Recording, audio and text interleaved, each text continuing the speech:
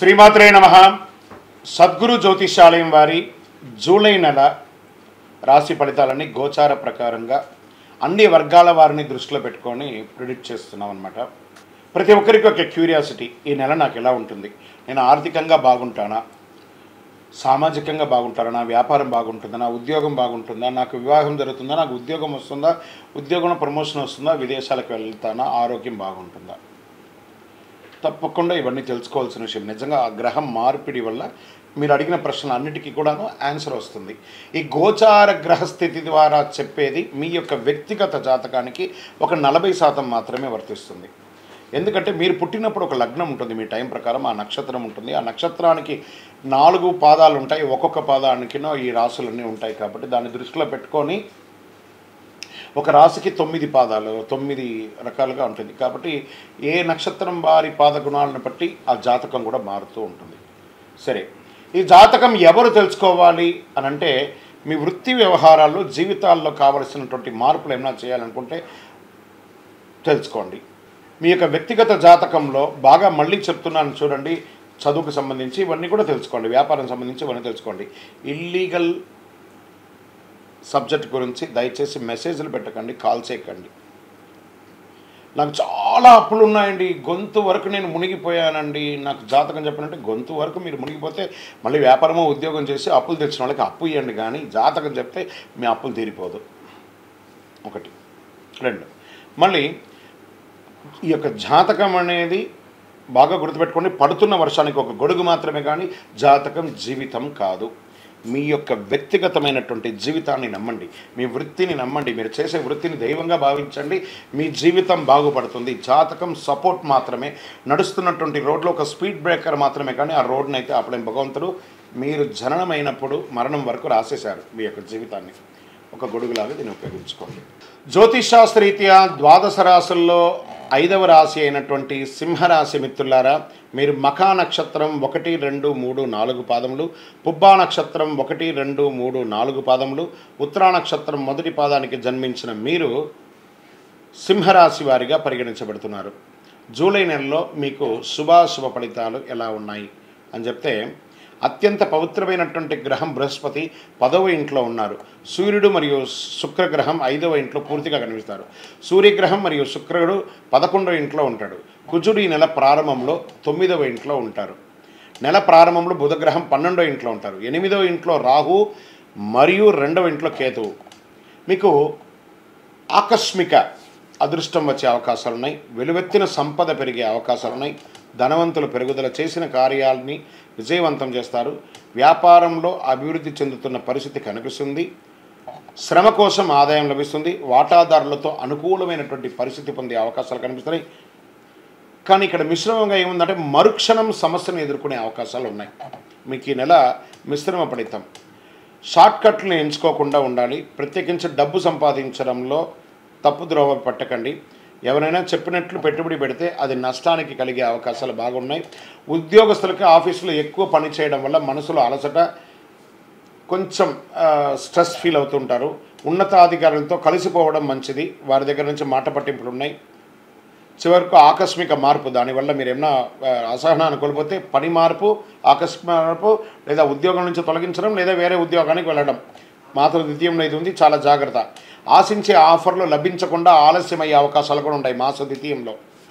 దైవభక్తి పెరుగుతుంది, అయ్యో భగవంతుడు నాకు ఇలా అవుతుంది అని. అప్పటి వరకు దైవభక్తి, సంతోషంగా ఉన్నప్పుడు దైవభక్తి ఉండండి, దుఃఖంగా ఉన్నప్పుడు కూడా దైవభక్తి ఉండండి. దైవమే అన్నిటికీ కారణం, వారు మనకు అనుగ్రహం కలిగిస్తారు, వారిని శరణాగతి పొందడమే మనకు ముఖ్యం.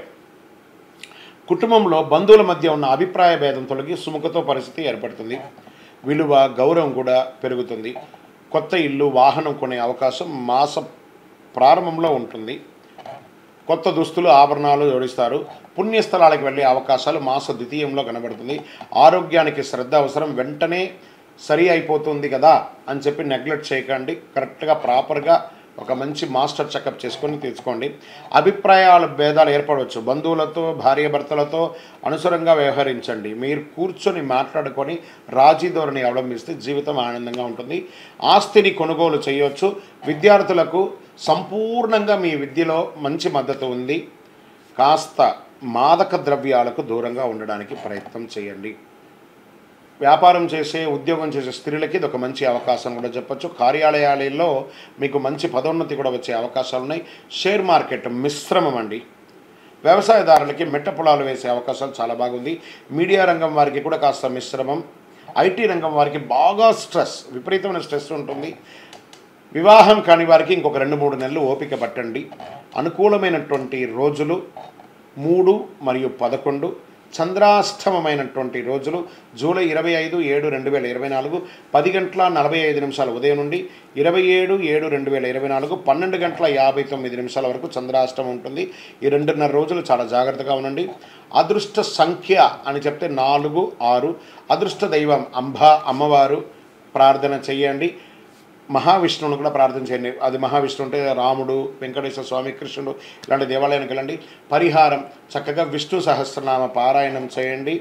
గురువారం దక్షిణామూర్తికి కూడా నెయ్యి దీపం వెలిగించండి, అర్చన చేయండి, కరుంగాళి మాల ధరించండి. రియల్ ఎస్టేట్ వారికి కూడా చాలా కలిసి వస్తుంది.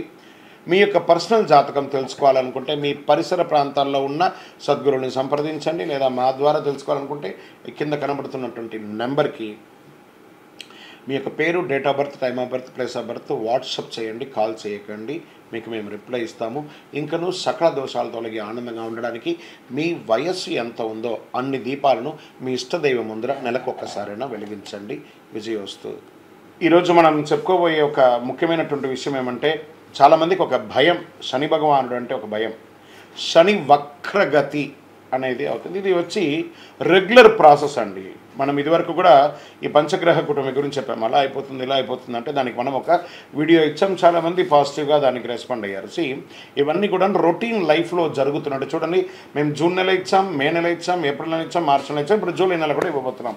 ఇదన్నీ రొటీన్. అలాగే శని కూడా తన యొక్క గమనంలో ఇదొక రొటీన్ జర్నీ అనమాట. శని వక్రగతి ఆ తిరోగమనాన్ని ఎలా చెప్తున్నా అంటే, జ్యోతిష్ శాస్త్ర ప్రకారం కర్మ ప్రకారం ఫలితాలను ప్రసాదించేవాడు మరియు న్యాయాధిపతి అయినటువంటి వాడే శనేశ్వరుడు. శని ఈశ్వర శబ్దం కలిగిన వాడు. ఏ దేవుడికి కూడా ఈశ్వర శబ్దం రాలేదు, ఈయనకి మాత్రం శనేశ్వరుడు అని పేరు వచ్చింది. 30 సంవత్సరాల తర్వాత తన సొంత రాశి అయినటువంటి కుంభరాశిలో వక్ర నివృత్తిని పొందుతున్నారు ఈయన. ఇది ఎంతో ఒక విశేషమైనటువంటి విషయం అండి. దానివల్ల 2024లో కొన్ని రాసుల వారిపై ప్రత్యేక వరాలను కురిపిస్తున్నారు. కొన్ని రాసులకి అదృష్టాన్ని కలిగిస్తున్నారు, కొన్ని రాసులకి యాజ్ ఇట్ ఈస్ రొటీన్గా చేస్తున్నారు. అలాగే సంపదలో అపారమైనటువంటి పెరుగుదల ఉంటుంది ఈ యొక్క శని వక్రగతిలో.